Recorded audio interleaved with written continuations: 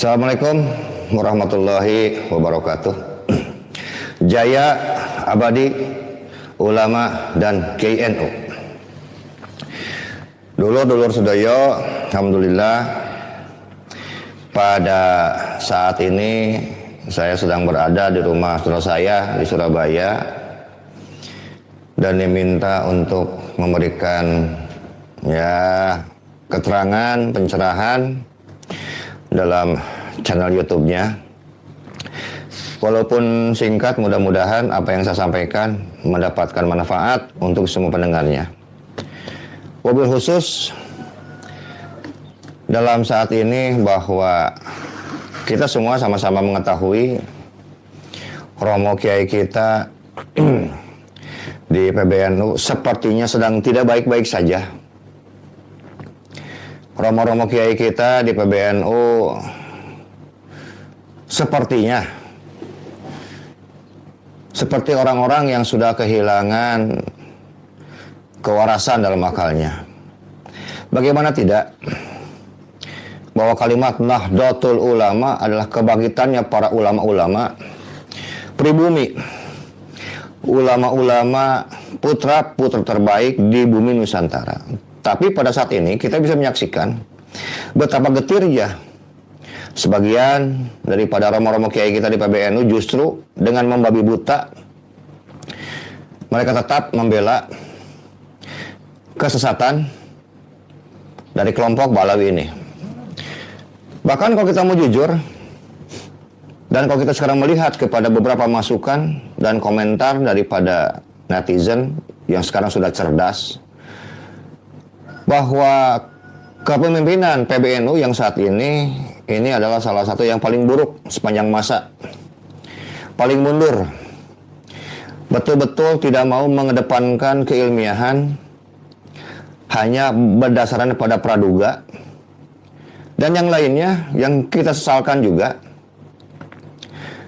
kedepannya ini sudah seharusnya bahwa para pemimpin di PBNU ini mengedepankan keilmuan, keilmiahan, bangkitnya keilmuan, bangkitnya ulama itu bukan dengan zon, tetapi dengan ilmu pengetahuan. Kalau kita sekarang mau secara jujur, ribuan komentar yang menghujat kepemimpinan sekarang romo-romo kiai yang berada di PBNU. Bahkan kemarin saya sempat bersambung atau disambungkan oleh kawan kita tentang masalah polemik Nasab Balawi ini, dan mereka masih ada yang menggunakan kaidah yang tidak tercatat itu belum tentu tidak ada.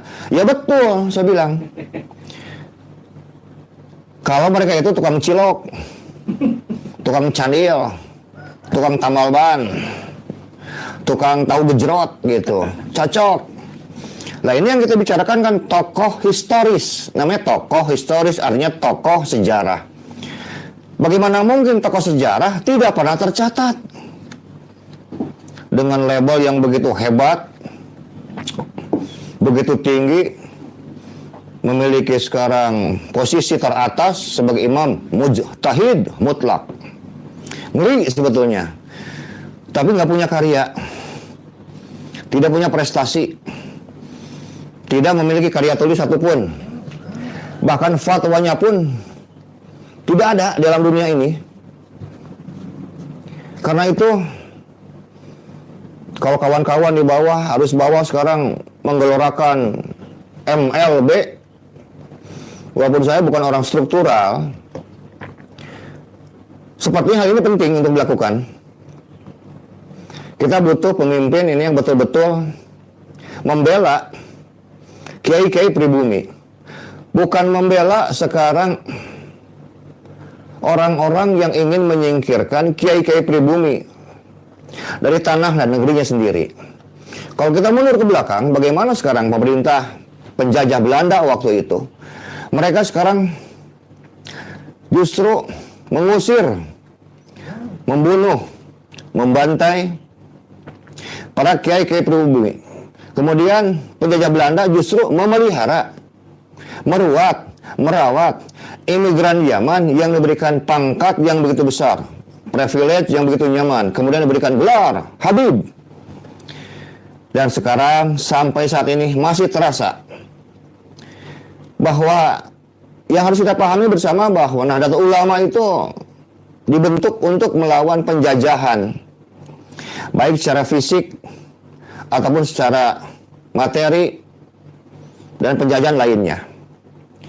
Lalu sekarang mengapa sekarang romo-romo kiai tidak menjalankan amanah secara baik untuk menghilangkan penjajahan spiritual, kemudian mendoktrin warga-warga Nahdlatul Ulama yang sekarang sudah cerdas dan tahu, janganlah membodohi kami para romo. Kita itu orang-orang yang belajar. Yang membedakan kami dengan romo-romo kiai itu hanya umur dan pangkat. Mungkin buat romo kiai saya itu kan bukan siapa-siapa. Saya itu bukan orang penting. Cuma romo kiai pun harus tahu. Romo kiai walaupun berbeda umurnya dengan saya, lebih tua, lebih senior, memiliki pangkat jabatan yang lebih tinggi, tapi Anda harus tahu, romo kiai itu bukan siapa-siapa juga buat saya. Ya, nggak penting juga buat saya sebetulnya. Karena yang kita perjuangkan adalah kebenaran. Kita ingin merawat sekarang perjuangan Wali Songo di Indonesia ini. Apakah romo kiai sekarang pernah berkomentar investigasi tentang pembangunan makam-makam palsu? Tidak pernah. Apakah sekarang romo kiai juga sekarang bisa menyikapi, memfatwakan puluhan fatwa sesat yang disampaikan oleh sekarang dari klan Ba'alawi? Tidak pernah juga. Dan perlu juga saya singgung kepada saudara saya yang ada di PKB dan di P3. Anda ini semua kan mayoritas warga NU. Apa Anda sekarang pernah membantu perjuangan kami? Tidak juga. Ini bukti bahwa warga NU yang berada di PBNU sudah tidak bersuara. Termasuk di MUI pun sekarang sudah bisu. Saudara kami sekarang yang duduk di partai baik PKB, P3 atau mungkin partai yang lainnya pun tidak mau membantu perjuangan ini. Jadi sudah cuek-cuek bebek. Orang sudah bilang hare-hare baik. Jadi jangan pikir kami tidak mengamati, tidak memonitor pergerakan Anda. Kami tahu banyak. Jadi jangan anggap kami ini anak-anak kiai. Karena kami ini sesungguhnya bukan anak-anak panjenengan semua, bukan. Kami ini para pejuang dan para petarung. Dan kita siap pasang badan di depan.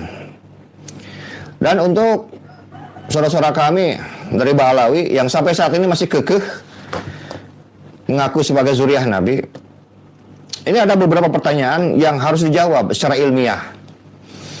Karena segala sesuatu yang asli itu harus dibuktikan.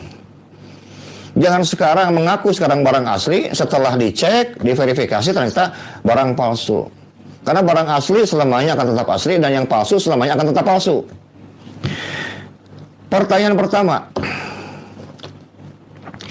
kitab manakah dari abad ketiga sampai dengan 9 Hijriah yang menceritakan kelahiran dan kematiannya Imam Ahmad bin Isa dan Imam Ubaidillah bin Ahmad?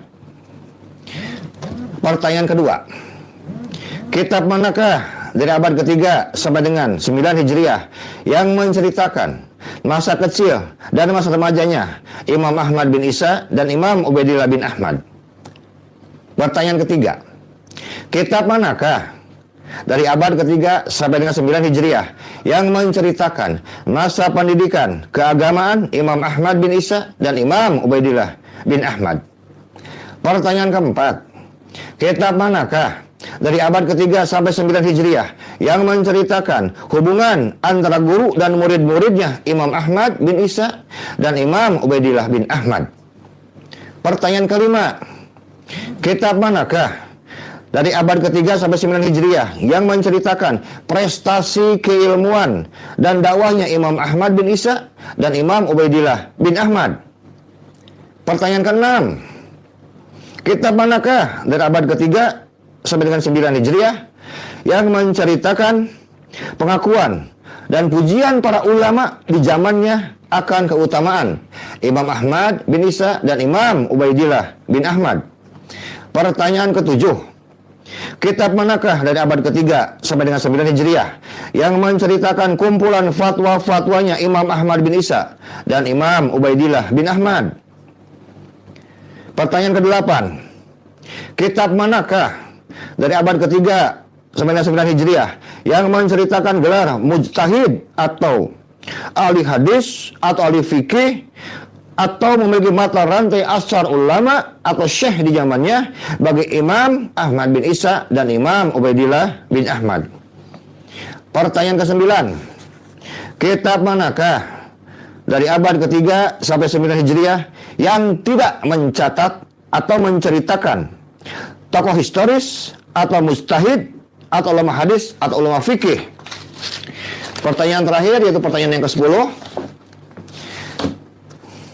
Kitab manakah dari abad ketiga sampai dengan 9 Hijriah yang tidak mencatat atau meriwayatkan tokoh historis atau mujtahid selama 500 sampai dengan 600 tahun selain Imam Ahmad bin Isa dan Imam Ubaidillah bin Ahmad?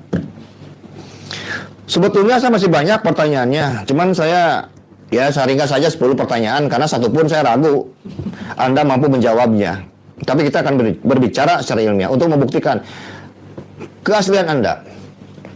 Kemudian yang lainnya yang saya sampaikan bahwa saat ini setelah saya pulang dari Banyuwangi, Bali, kemudian sekarang berada di Surabaya, semakin banyak data-data yang bisa kita kumpulkan dan juga semakin banyak kegerahan, ketidakpuasan warga Nahdlatul Ulama terhadap kepemimpinan romo-romo kiai pada saat ini. Tadi sudah saya katakan bahwa kepemimpinan PBNU saat ini adalah kepemimpinan terburuk sepanjang masa yang saya ketahui.